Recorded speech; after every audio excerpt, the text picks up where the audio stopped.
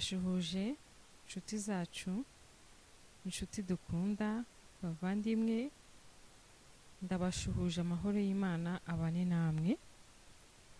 Ndashimira Imana ko twongeye kubona umwanya wo kuganira, ni by'agaciro, ni ibintu byiza, ni ibintu binshimisha iyo nongeye kubona mbonye amahirwe yo kuganira namwe, yo kuvugana namwe. Tugiye kuganira rero nk'uko bisanzwe, muraganira na Kimana Rebecca. Ikiganiro cyacu twatangiye mugenda mubona ibiganiro bitandukanye, ariko ikiganiro cyanjye bwite mba ndi gukora ni ikiganiro kiba kivuga ku rukundo. Urukundo ni rwiza, njyewe niyumvamo umuhamagaro wo kwigisha abantu urukundo nyarukundo, cyangwa se ntago ari ukubigisha mu magambo meza, ni uguhugurana, kuko urukundo murarufite, mwararwigishijwe cyangwa se mwararuvukanye. Buri muntu wese afite kamere y'ubumuntu buri mu rukundo, kuko turi abantu barimwe mu rukundo. Imana rero ijya kurema umuntu yamuremanye urukundo, imurema mu rukundo, kuko Imana ijya kurema umuntu yaravuze ngo tureme umuntu ariko tumureme mu ishusho yacu. Ni ukuvuga ngo niba umuntu aremwe mu ishusho y'Imana, Imana akaba ari urukundo, ni ukuvuga 100% yuko umuntu ari mu rukundo bya nyabyo. Rero tugenda tubona urukundo rugenda rubihindagurika, ni ukuvuga ngo umuntu we ubwe si urukundo rwamuvuyemo, si n'urukundo rwashize, ahubwo ni urukundo rwangijwe cyangwa se rwandujwe n'abanzi n'abagome. Murabizi ko umwanzi wacu ku isi wa mbere na mbere ni Satani. Tukagira umwanzi wacu umubiri, ubu umubiri wacu tugendana, tubana nawo, dusiga, tukambika, uyu nawe ni umwanzi.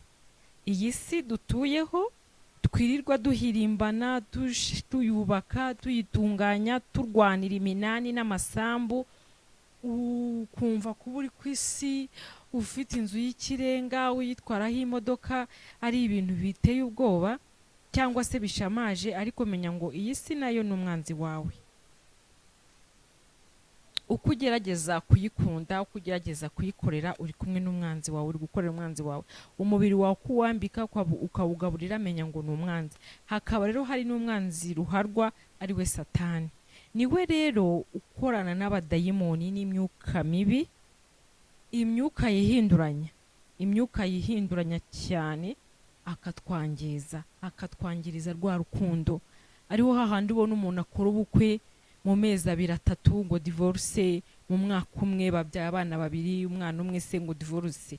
Mu by'ukuri bari abantu murabatuka, mukabasereza, mukabaharabika, ariko ikintu nyamukuru mwakagombye kubanza kumenya ni uko kiriya gikorwa sibo bagikoze, ni Satani uri muri bo, waje muri bo, cyangwa se bimitse muri bo, cyangwa se wizanye muri bo, cyangwa se wakoresheje abandi bantu. Muzi ko hari abantu bangana kubera abandi bantu bakabagambanira, bakababeshyera, bagashyiramo inzitwazo n'ibiki. Wa muntu kuko afite Satani wamwinjiye akamuca intege, buriya n'intege nkeya nazo zituruka kuri Satani, kugira ngo abashe kugukoresha cyangwa se kukugeza ku mugambi we mubi. Ariko ubundi umuntu nyamuntu, kamere y'umuntu ni urukundo, umuntu ni urukundo, kuko turi mu ishusho y'Imana, Imana ni urukundo. Ndizera ko mwese ibi ndi kuvuga munyemerera tukagendana neza. Mu by'ukuri naho umuhanuzi yahanura akavuga mu ndimi akerekwa, twebwe ubwacu natwe hari ahantu tugera ukavuga ngo ariko iki kintu ndi gukora ntabwo ari cyo, batagombye kuguhanurira cyangwa se kukurondora. Hari ahantu ugenda ukavuga uti ariko iki kintu ndi gukora nicyo cya nyacyo. Rero umuntu muri we arimo ubwenge, aremanya ubwenge, nubwo Satani aza akamuhubika bwa bwenge bw'akabuyobya, kabujijisha, se akorosaho ibindi bintu, ariko umuntu wese hano ku isi aremye mu rukundo, aremye mu bwenge. Rero ni ugutangira kwiga ahubwo uburyo bwo kurwanya abanzi bacu batatu, aribo isi, umubiri, Satani. Ushobora kumbaza ngo uzarwanya umubiri wawe ute, uzarwanya isi turiho gute? Satani we dusanzwe tumurwanya, murabize n'abatabishobora. ariko koresha ubwenge ufite, ukoreshe n'urukundo ufite, uramenya uburyo cy'umubiri wawe utazakunitariza, uramenya uburyo ki wowe muri uwo mubiri muri bubashe kubana n'umubiri utabategeka, utabarushya, utabagora, utabacumuza. Umenye ku isi turiho, numara kumenya ku isi turiho turi abagenzi tucumbitse, uzabasha kumenya mugenzi wawe ko mwese muri kimwe, waba utaha muri etaje igeretse inshuro 7 undi akamanuka mu kazu k'icyumba na saro, uzabasha kumenya ko twese turi ku icumbi, one day tukayivamo tukigendera. Ubwo uzaba udatsinze isirata ngo ureke kugushuka, ngo ureke kukuyobya. Uyu mubiri nawo nubasha kumenya ngo uri kugaburira, uri kwambika umubiri wawe, uri kuwitaho, ugahita wibuka ko mugenzi wawe ntacyo yambaye cyangwa se ntacyo yariye, mbere yuko witunganya neza cyangwa se mbere yuko wigira ukumva birakuryoheye, ukabasha kumenya ko hari mugenzi wawe nawe ubikeneye, uzabashije kurwanya wa mubiri wawe, kuko uyu mubiri tuwuvamo, ntabwo tuvamo.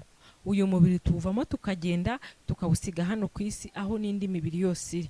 Icyo kintu nacyo nukifata mu mutwe, uzaba ubashije gutsinda umubiri. Ntugushuke, ntukujyane mu irari umubiri wawe ngo nukora, kuko hari ukuntu abasore ubakoreshwa n'umubiri, n'abakobwa cyangwa n'abamama, ariko cyane cyane tubizi ku basore. Uko Imana yaremye umugabo, uko Imana yaremye umusore, ikamugenera kumushyiramo amaraso agatembera mu mubiri y'umuntu yari yagahaga, ukamenya ngo umubiri urakora, uze kugira n'ibindi ugusaba. Noneho uko wa mubiri ubigusaba cyane ukawukoresha n'ibyo utakagombye gukora, numenya yuko uriya mubiri uri gukora uko Imana yawuremenye, ukamenya ngo kiriya gikorwa hari igihe ugomba kugikora n'igihe kitari icyanyacyo, n'utari uwanyawe n'uwanyawe, uzabashije gutsinda umubiri rwose. Ndabikwijeje.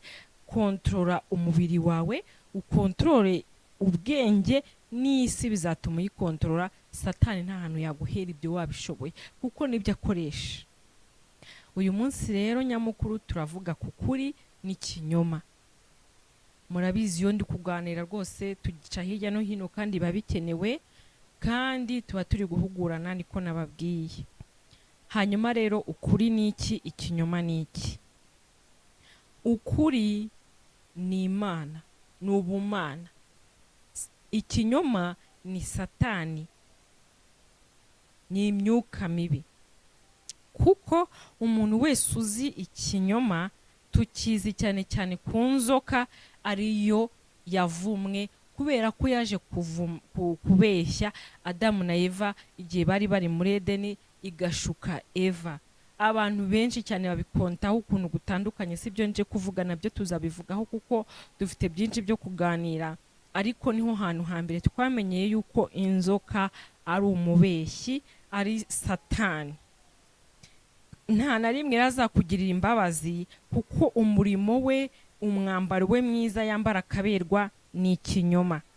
Nta na rimwe uzasanga Satani yambaye igisa n'ukuri, nubwo cyaba cyenda gusa n'ukuri, ntabwo mwenda azawambara yawutwika. Satani yambara ikinyoma, ahubwo kuko azi ko umuntu aremwe mu kuri, ari ubumana bw'umuntu bumurimo ari ukuri, agerageza kwangiza kwa kuri akoresheje ikinyoma, ikinyoma akacyambika ukuri. Ariko Satani we ntabwo ashobora kwambara ikinyoma. Ashaka gukubitamo ikinyoma, hanyuma cya kinyoma akagerageza kucyambika ishati ijya gusa n'ukuri, noneho akagerageza no kugisiga neza, akakiryoshya, ariho hahandi umuntu aza akakubeshya mon cher, akakubeshya ntumenye ko yakubeshya. Abantu babiri barimo baraburana, bari mu rubanza, umuntu umwe aba afite ukuri, undi muntu afite ikinyoma.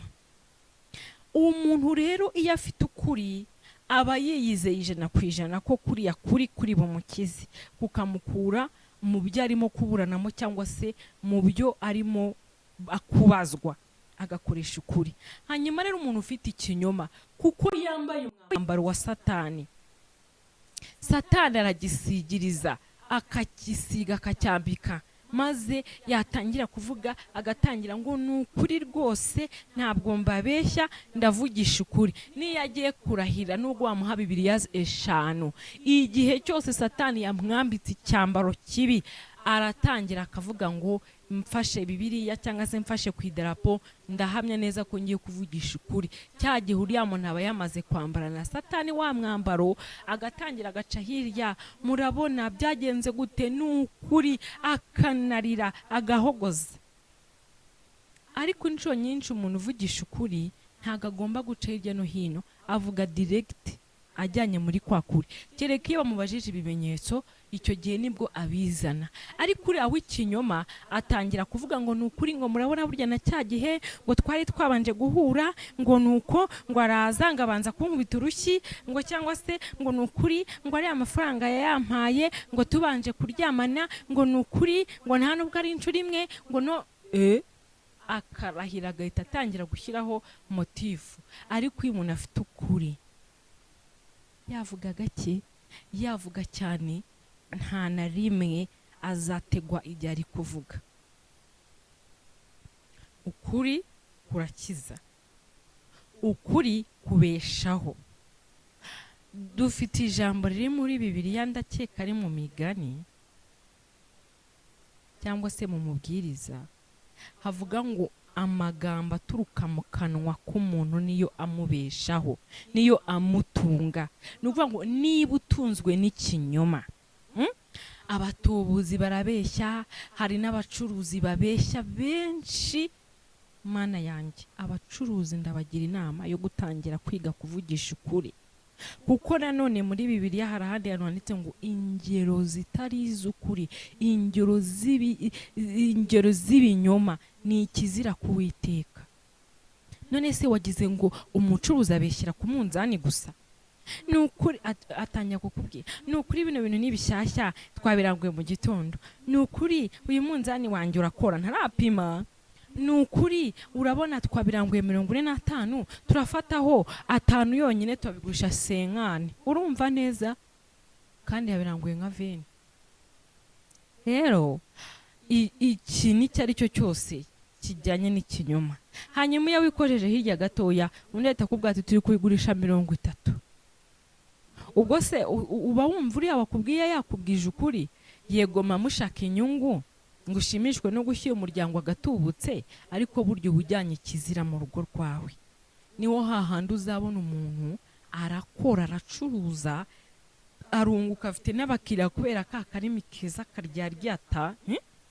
Uburyo umuntu uzi kubeshya neza bya nyabyo agira n'akarimi karyoshye. Mwari mubizi? Akarimi ke gahora karyoshye, avuga utuntu turyoshye ku buryo wumva wahora utwumva, ku buryo arusha uvugisha ukuri kuryoshya ibintu. Hanyuma ariho hahandi bishoboka ko n'uvugisha ukuri ashobora gutegwa, agatangira akavuga ni ukuri twari twagiye, nuko atangira kuvuga undi mwagiye ryari, mwagiye gute, akabatangiye kugugira nuko tugiye turabanza tugira. Urumva arimo arashaka ukubitamo utundi tugambo kugira ngo amugo. Ariko uko wavuga kose uvuga ukuri,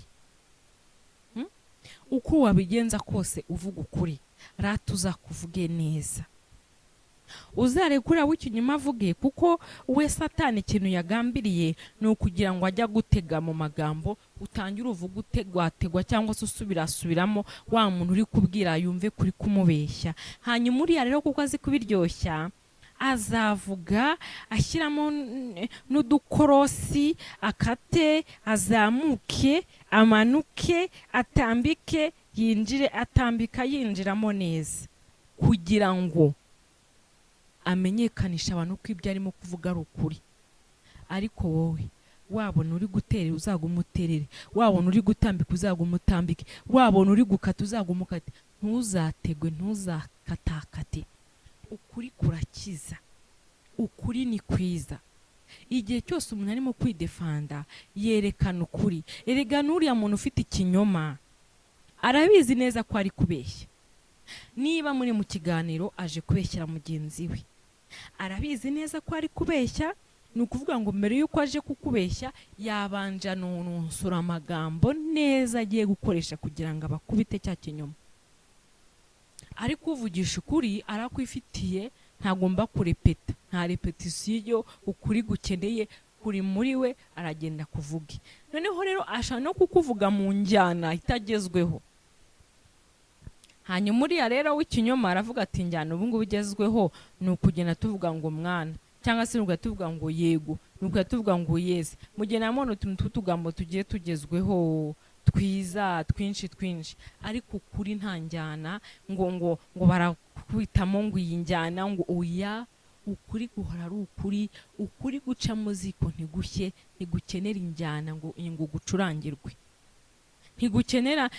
Ushobora no kuzana n'abagabo yego bemeza ko hakura, ariko umuntu cyane ujyana abagabo benshi ni umuntu ufite ikinyoma, kandi aba yabahaye akantu, yabasengereye, yababwiye nzabaha iki n'iki, nibigenda gutya, nimumfashe nzabagirira gutya, nibirangira.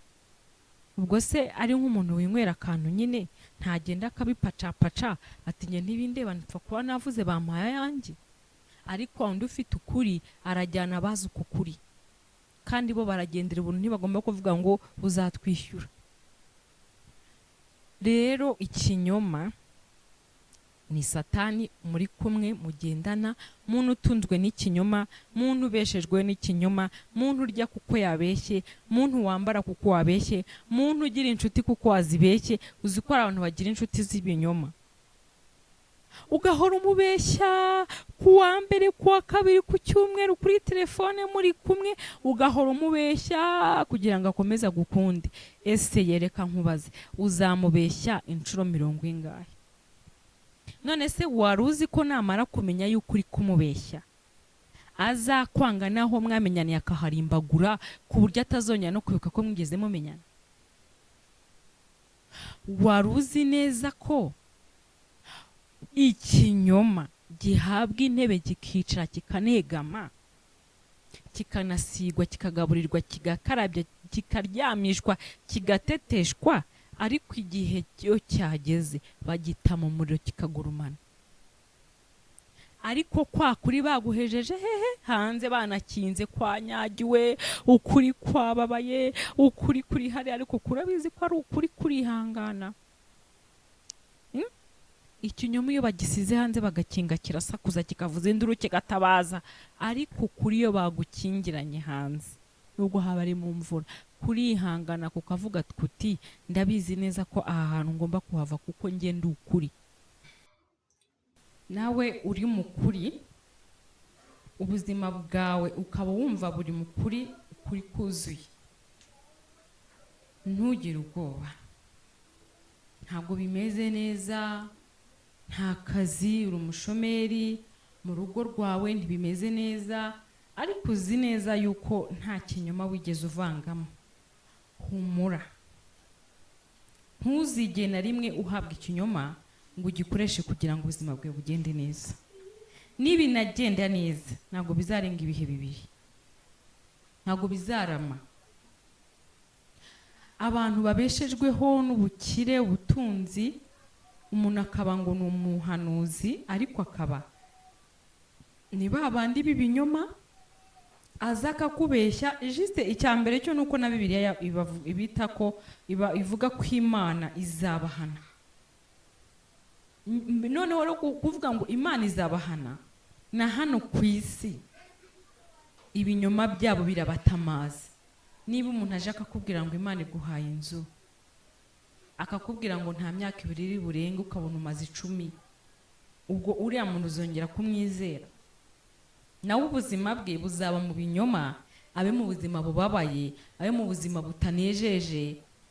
Satani wamutumye, buriya Satani kamabwira ukuntu akora ni ikinyoma, nkuko nababwiye, akambara ikinyoma.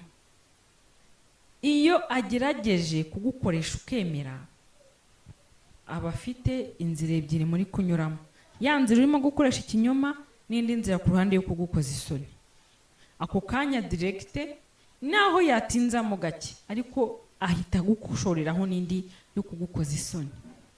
Iyo agushutse gukora ikintu, kwiba se ni urugero, ahita aca n'indi nzira kugira ngo aze kugufatisha, cyangwa se kugira ngo aze kugushwaza. ukabura sebye, ukabura babaye. Ukuri rero, ukuri mukuri, ubwo urimo no gukorera Imana. Uragenda mukuri, Imana yongera ihita igukubita. Nazo ni inzira ebyiri, ihita igukubitaho n'indi nzira yo kwerekana. Ntabwo byo, niba Satani akoresha inzira yo kugutamaza, Imana yizahita ica mu yindi nzira yo kwerekana ukuri kwawe, cyangwa se n'ibihembo by'uko wagendeye mu kuri. Icyambere uzizerwa. Umuntu uvugisha ukuri arizerwa, arubahwa. Iyo ufite ukuri uba ufite n'amahoro mu mutima. Nta na rimwe rero ushobora kuba ufite ikinyoma ngo ugire n'amahoro yo ku mutima. Uhora wicira urubanza, uhora uvuga baraje, babimenye, wihamagarishwa telefone, wibarishwa, wigirishwa ute. Muntu ufite ukuri, ukaba wowe waguhaye batarakwakiriye nk'ukuri, tuza. Ntuzigire na rimwe ushyiramo akandi kantu ko kuryoshya kameze nk'ukuri k'ikinyoma ugira ngo babyumve. Uzaba ubyishe. Niba waratanze ukuri kwawe ntikwakirwe, kugasubizwa inyuma, aho kugiye bariho nawe ujya. Nzi neza yuko Imana izahagusaga ikakwinjiza aho washakaga kwinjira, kandi ntuzinjizwa na babandi, uzinjizwa n'abandi. Upfa kuba uzi ko uri hehe, uri mukuri. Ukuri kurakiza, ukuri kubeshaho, ikinyoma kirica, ikinyoma kirakenya. Umuntu agapfa imburagiye kwera ibinyoma, yamenyereye ibinyoma, abari mu bantu bakamukunda, bavuga ikiganiro kikaryoha, babeshyera abantu, ateranya abantu hirya no hino mu baturanyi, ibintu biba byayogoye. Ariko humura. Abantu benshi bareba filime, hari n'abandi batazikunda. Ngiye nkunda kureba filime, si uko ndi umukinnyi wa filime gusa, ahubwo nuko mbikunda. Buriya wambaza ngo ukundira iki filime, ziranyigisha. Iyo ndi kureba filime runaka, nkareba ukuntu umuntu bamutoteje, bamubeshyeye, bamuharabitse, bamusetse, bindya ku mutima, ngira emotion, mba ndimo no kurira. Ariko nkaba mvuga ngo reka ndebe, uzi uko mpita manura n'Imana nkabishyiramo, nkavuga ngo reka ndebe ko Imana igiye guseba. Kuko uriya muntu yashobora kuba yasengaga muri bya bibazo bye, cyangwa se ntanasenga ariko ari mukuri. Aravugisha ukuri, baramwanze, baramusohoye, baramwirukanye, amukuye mu bye, baramwiciye. Muri filime haba ibintu byinshi. Ariko mwabonye ukuntu ku iherezo rya nyuma birangira wa muntu atabawe neza kandi cyane. Ngiye filime ziranyigisha. Nshobora no kuba nari mbabaye, nari mfite utubazo twinshi, nari mpangayitse, ariko nkareba agafilime kakansubizamo imbaraga, kakanezeza uko yabiri kose. Buriya rero ikintu kiri hano ku isi cyose kiberaho kutwigisha. Mwibuke ko n'ijambo ry'Imana rivuga ngo naho abantu twacicika ntituvuge, Imana izakoresha ibiti n'amabuye. Izanakoresha filime uri iwawe, ufungure kuri televiziyo iyi n'iyi, cyangwa ujye kuri Akipeka TV, uhasanga ikiganiro, uhasanga ijambo ry'Imana, uhasanga filime ikuzamura, iguhumurize. Uje no kuzahasanga ibintu bimeze nk'ibyo mwari murimo, kuko Imana ibishaka kukwigisha. Rero ikinyoma kirica. Umuntu uvugisha ukuri afasha benshi. Inshuro nyinshi tuzi ngo ukuri gukoreshwa n'abakiranutsi, ariko nibyo. Umuntu wese ugira ukuri akakubamo, akagukoresha, akakuvuga, akakugendamo, burya ntabwo natinya kumwita umukiranutsi, kuko nta kindi kintu kiba kimurega. Inshuro nyinshi twe dushinjwa n'ibinyoma tuvuga cyangwa dukora. Umuntu rero uvugisha uko ukoresha ikinyoma, hano muri yo bice 15:6 turavuga ngo akanwa kawe, uwo ngo uvugisha ikinyoma, akanwa kawe niko kakurega sije. Iyo cyagiye urimo gukoresha akanwa kawe uvuga ibinyoma, buryo burimo no kwirega, kuko ibyo uri kuvuga ni nabyo bizagushinja, nibyo bazasubiramo bagushinja, bagukatira. Rero akanwa kawe niko kakurega sije, ni ukuri iminwa yawe niyo iguhamye. Aba bantu igihe babivugaga bo bavugiraga baranamubeshyeraga, babwiraga Yobu. Siwe turi kuvuga ubu nona, ndabwira wowe ukoresha ikinyoma. Aho uri hose ugahabwa intebe, ukicazwa, ukadamara, ukishima, ukabaho neza, ukabara amadovize n'amadolari kubera ikinyoma. ndagira ngo ubwe ko ako kanwa kawe rero karakuriga, ubwo bizaguhindukirana bya bindi wavucishaga mu kanwa nibyo bizagaruka bikakuriga. Hari umuntu wigeze kuvuga ngo ngo ngewe ndicecekeye ngo nkitekerereza, ati se wavuze? Ati nshobora kuvuga ibyo nzasubiramo nkabizira. Hari nubwo ushobora no kuba ufite ikintu mu mutima wawe kitari cyiza ukagitekereza ukakivugira, buri ikintu gisohotse mu kanwa kirica cyangwa kigakiza.